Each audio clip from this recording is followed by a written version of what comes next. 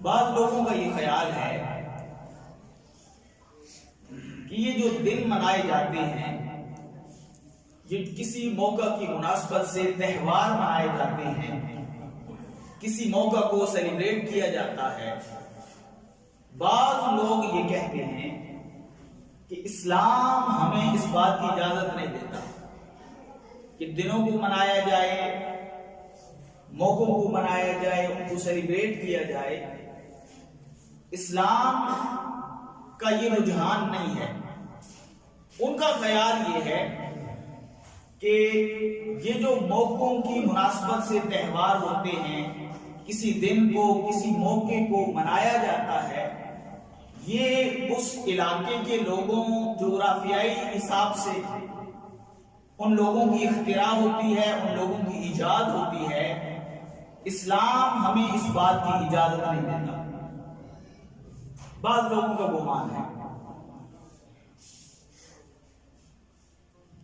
کہ یہ دنوں کے، یہ تہواروں کے موقع پر یہ سیلیبریٹ کرنا یہ اسلام کا عقیدہ نہیں ہے، لیکن ہمارا یہ عقیدہ ہے۔ اب بعض لوگوں کا گمان آپ کو بتایا، اب ہمارا یہ عقیدہ ہے کہ یہ دنوں کو منانا، کسی موقع کی مناسبت سے سیلیبریٹ کرنا، یہ عین اسلام کے مطابق۔ بعض لوگوں کی بات بھی آپ کو بتا دی، اپنا عقیدہ ہے سنت و جماعت کا وہ بھی بتا دیا۔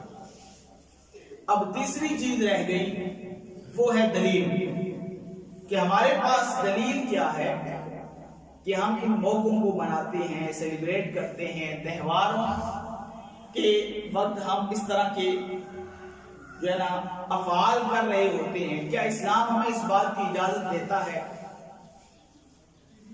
اب اس پر دلیل کیا ہے؟ تو یاد رکھیے، اللہ جل مجدہ کا یہ انداز ہے کہ جس دن کو، جس موقع کو، جن لمحات کو، جس طریقے کو، جس رسم و رواج کو اس کے کسی پیارے کے ساتھ نسبت ہو جاتی ہے، رب العزت اس موقع کو، اس مقام کو، اس لمحے کو بابرکت بنا دیتا ہے۔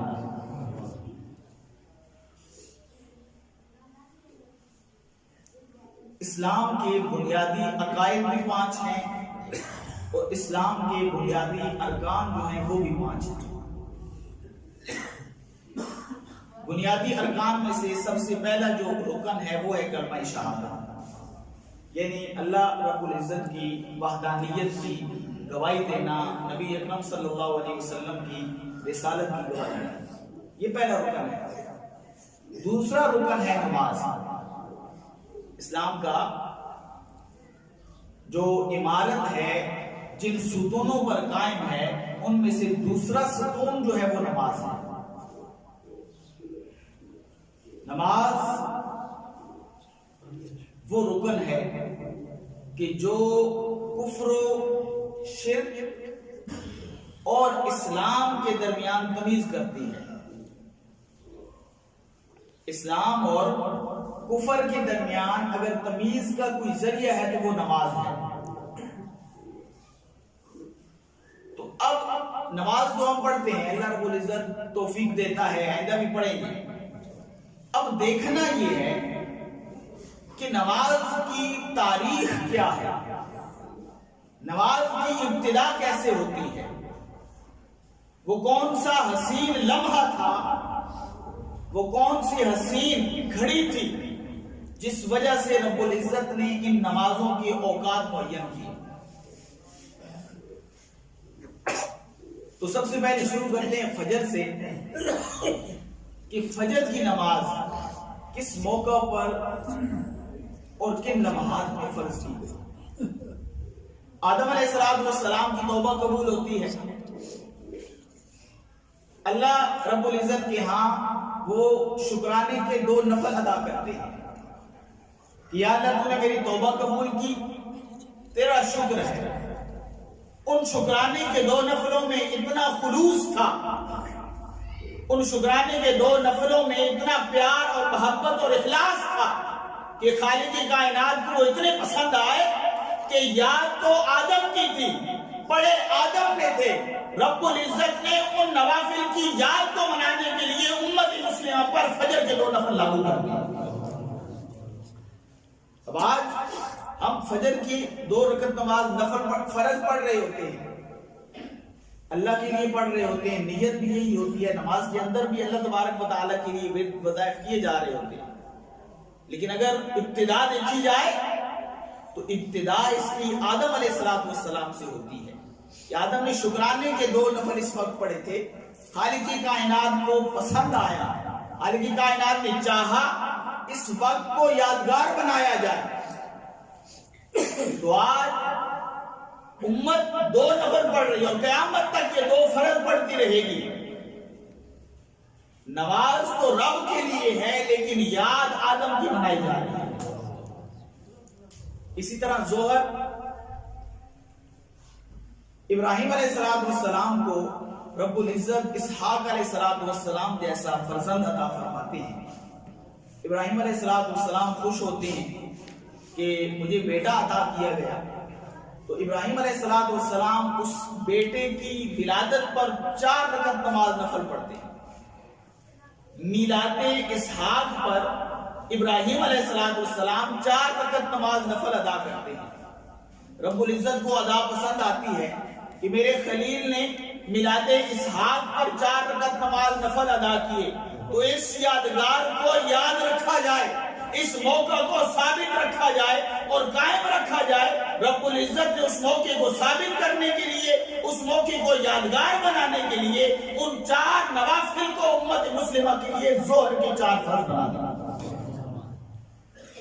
آج ظہر کے 4 فرض تو ہم پڑھتے ہیں اللہ کے لیے، لیکن یاد ابراہیم علیہ السلام کی تازہ ہوتی ہے۔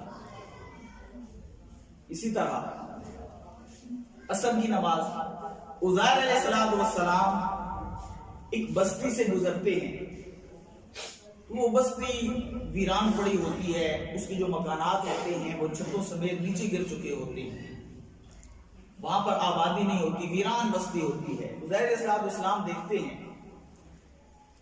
تو کہتے ہیں یا اللہ اس کو بھی تو آباد کرے گا، اور کیسے یہ بستی آباد ہوگی؟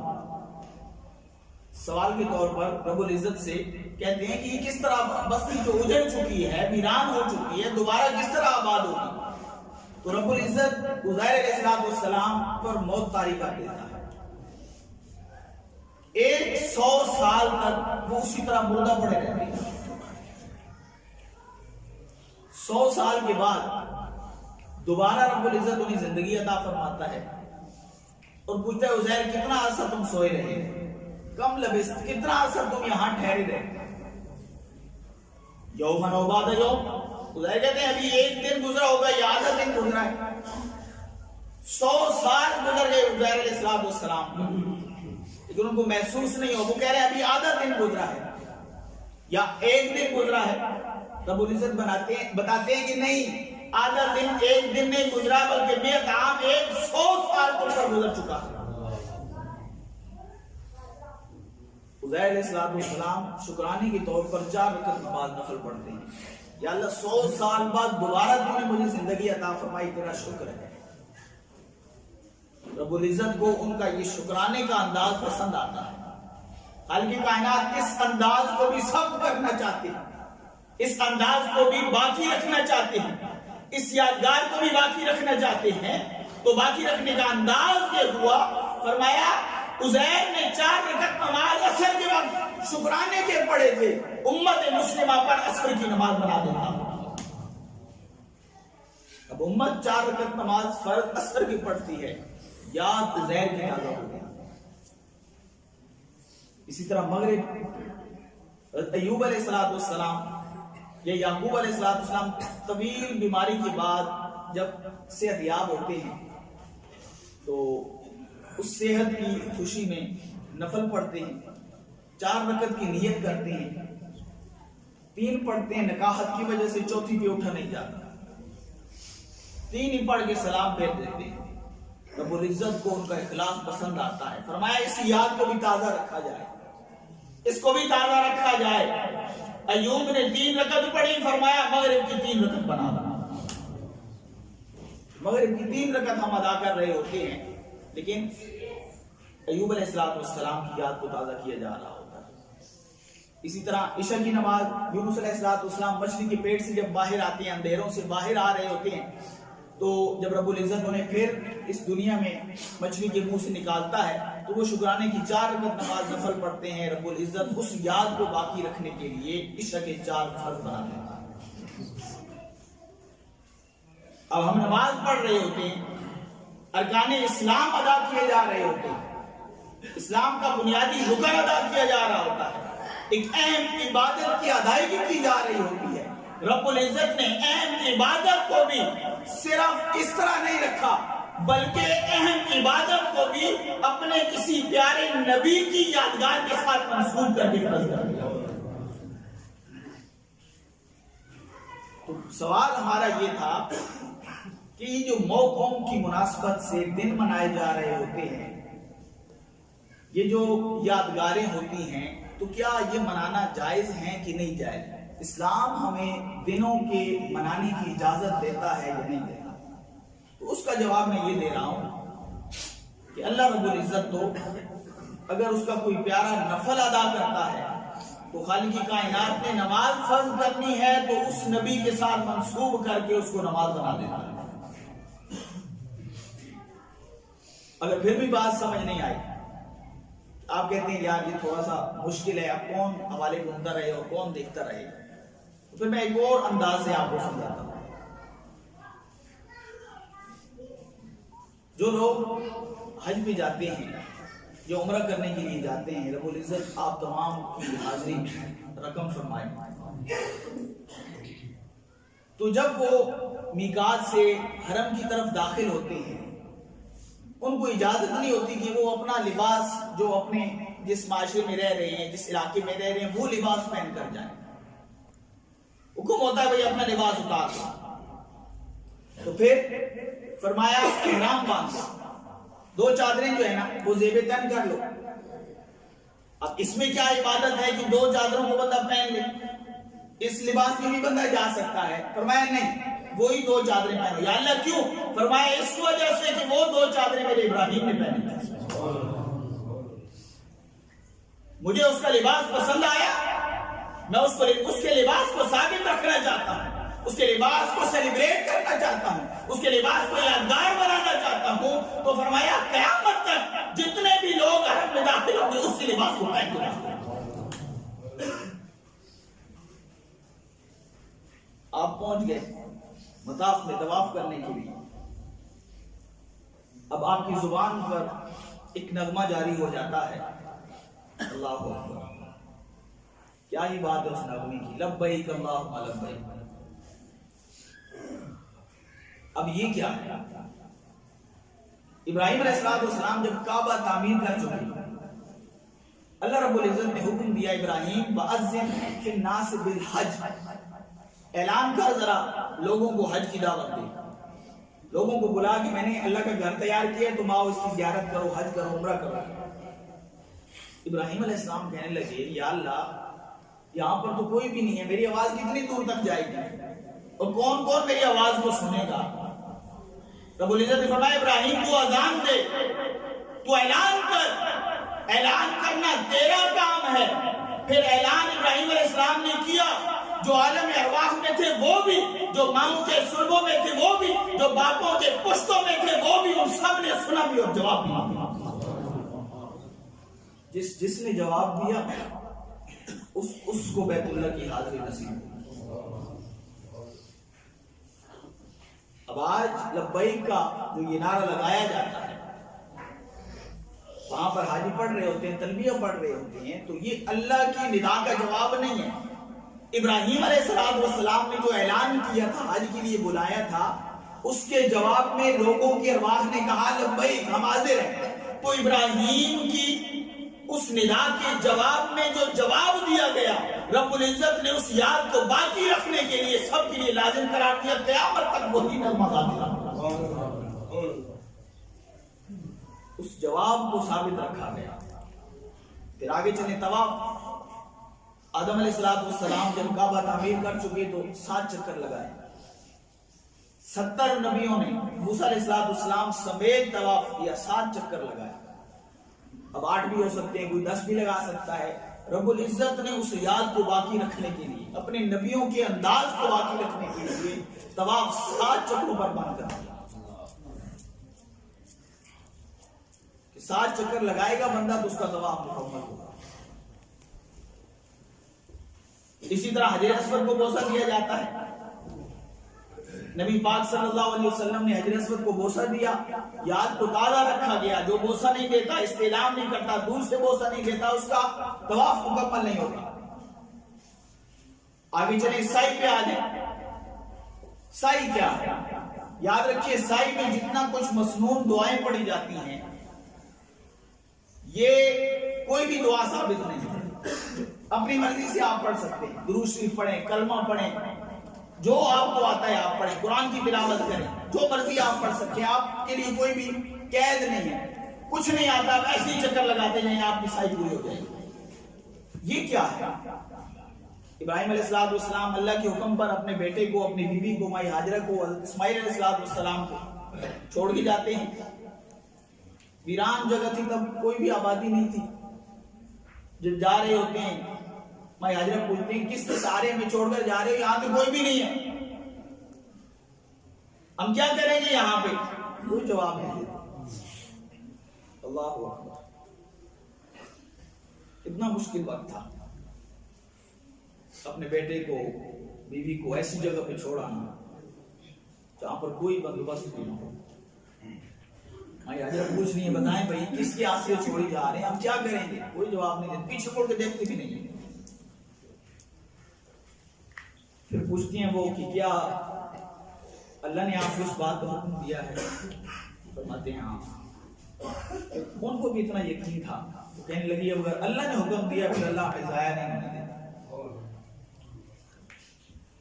کچھ تھوڑی سی کھجوریں پانی دے کر ابراہیم علیہ السلام چلے جاتے ہیں, دعا کرتے ہیں. تو پانی ختم ہو جاتا ہے. اسماعیل علیہ السلام روتے ہیں. تو بھائی اب ماں تھی, بیٹے کی حالت تو دیکھا نہیں گیا, وہ دیکھو گئی پانی. صفا پہ جاتی ہے, کوئی بھی نہیں. واپس آتی ہیں, پھر مروہ پہ جاتی ہیں, کوئی بھی نہیں ملا. صفا پہ جاتی ہیں, کوئی بھی نہیں. مروہ چکر لگا رہا ہے. اتنے میں دیکھا اسماعیل علیہ السلام جہاں پر پاؤں رگڑ رہے تھے وہاں سے پانی نکلا. پانی زیادہ تھا, کثرت سے آ رہا تھا. پھر آپ نے دعا کی, زمزم کہا اس کو, رک جا. اس کا نام ہی یہی پڑ گیا. تو اللہ رب العزت کو اپنی بندی کی ادا اتنی پسند آئی. حالانکہ نبی نہیں ہے, وہ بندہ کہے نا کہ نبیوں کی وہ تو واقعات آپ نے سنائے ہیں, ہاجرہ نبی نہیں ہے. حالانکہ کائنات کو ادا پسند آتی ہے, وہ اپنے بچے کے لیے دوڑ رہی, کوئی عبادت نہیں کر رہی. ہر کوئی اپنی اولاد کے لیے کرتا ہے, لیکن اتنی ادا پسند آئی رب کو کہ اپنی اولاد کے لیے یہ عورت میری بندی دوڑ رہی ہے. قیامت تک کے لوگوں تمہیں بھی اسی طرح دوڑنا ہوگا تاکہ میری بندی کی یاد تازہ رہے. جہاں سے وہ دوڑی وہاں پر لائٹیں انہوں نے لگائی, وہاں سے آپ نے دوڑنا ہے. جہاں سے آہستہ چلی آپ بھی آہستہ ہو جائیں. تو یہ کیا ہے؟ یہ حج آپ کر رہے ہیں, عمرہ آپ کر رہے ہیں, اور دوڑ رہے ہیں آپ. بے شک کچھ بھی نہ پڑے, دوڑتے رہیں, آپ کا رکن ادا ہو جائے. قربانی آپ کرتے ہیں, جانوروں کو ذبح کر رہے ہیں, اس کی نسبت آپ دیکھ لیجیے. کنکری آپ مار رہے ہوتے ہیں, ان کو آپ دیکھ لیجیے. طواف میں آپ پہلے 3 چکر جو ہوتے ہیں وہ تھوڑا سا اکڑ کے لگانے پڑتے ہیں, غرور سے, تکبر سے, تھوڑا سا جوش کے ساتھ. اس میں کیا راز ہے؟ حالانکہ رب العزت کو تکبر غرور پسند نہیں ہے. لیکن جب صحابہ کرام مدینہ سے مکہ آئے طواف عمرہ کرنے کے لیے, تو لوگوں نے کہا بھائی یہ تو اب, کیونکہ یثرب نام تھا بیماریوں کا شہر, مدینہ سے آ رہے تھے, یار یہ بیمار لوگ ہیں, جو ہے نا بالکل نکاحت سے بالکل یہ چور ہو چکے ہیں, ایسی قوم اب طواف کرنے کے لیے آ رہی ہے. نبی علیہ السلام کو پتہ چلا, فرمایا آپ پہلے 3 چکر ذرا اکڑ کے تم ذرا دکھاؤ ان کو. صحابہ کرام اکڑ کر چلے, انہوں نے دیکھا تم کہہ رہے تھے یہ تو کمزور لوگ ہیں, تم بڑے طاقتور لوگ ہیں. تو خالق کی کائنات میں اس یاد کو بھی باقی رکھنے کے لیے امت مسلمہ پر وہ بھی یاد کرتا ہے. عرفات کے میدان میں چلے جائیں، اکٹھے ہوں، بس آپ کا حج ادا ہو جائے گا. کوئی واجب تلاوت نہیں، کوئی واجب اور نفل نہیں، کچھ بھی نہیں ہے، بس اکٹھے ہو جائیں، حج ادا ہو جائے. کیوں کہ آدم علیہ السلام اور ماں حوا کی وہاں پر ملاقات ہوئی. عرفات کہتی ہے اس کو اس وجہ سے، عرف سے جاننا پہچاننا، انہوں نے ایک دوسرے کو پہچان لیا تھا. اس خالق کی کائنات نے ان کی ادا کو ثابت رکھنے کے لیے لوگوں پر لازم کر دیا کہ آپ وہاں پر جائیں، اکٹھے ہوں، آپ کا حج ادا ہو جائے. بتانے کا مقصد یہ ہے کہ یہ جو دنوں کو منایا جا رہا ہوتا ہے، واقعات کو منایا جا رہا ہوتا ہے، لمحات کو سیلیبریٹ کیا جا رہا ہوتا ہے، یہ عین اسلام کے مطابق ہوتا ہے. نماز سے لے کر حج تک اور کتنے ارکان ہیں، آپ ان کو دیکھیں اگر تو وہاں پر بھی ایسی چیزیں کچھ پائی جائیں گی کہ جن کو اللہ رب العزت کے نیک بندوں کے ساتھ نسبت ہوگی. جب نیک بندوں کے ساتھ نسبت ہوئی، رب العزت نے اس کو امت پر لازم کرا تاکہ وہ لمحات، وہ واقعات، وہ گھڑیاں لازم ہو جائیں. خالق کی کائنات ہم تمام کو ان ارکان اور ان رکنوں پر عمل کرنے کی توفیق عطا فرمائے. اللہ رب العزت نبی علیہ السلام کی آمد کا جو مقصد تھا، اس مقصد کو اپنانے کی، سمجھنے کی توفیق عطا فرمائے. وما علینا الا